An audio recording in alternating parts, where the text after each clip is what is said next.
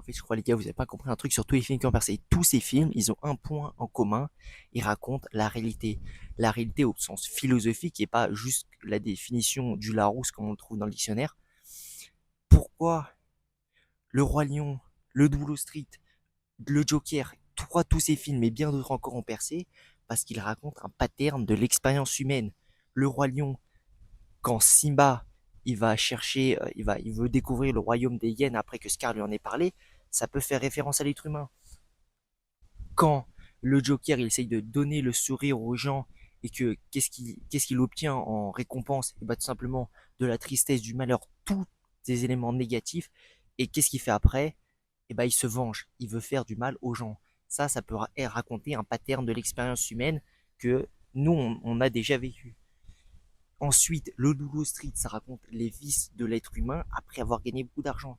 Tous ces films racontent un pattern de l'expérience humaine. Toute œuvre, même les animés, Vinland Saga, La Vengeance, les livres, les pièces de théâtre, toute œuvre cinématographique ou toute œuvre en général, pour qu'elle soit, pour qu'elle perce, il faut qu'il y ait un élément, il faut qu'elle touche du doigt le réel au sens philosophique du terme, je le rappelle. Tous ces œuvres ont ce point commun. Et c'est pas juste, même si c'est une histoire imaginaire, faut que ça touche quelque chose du réel.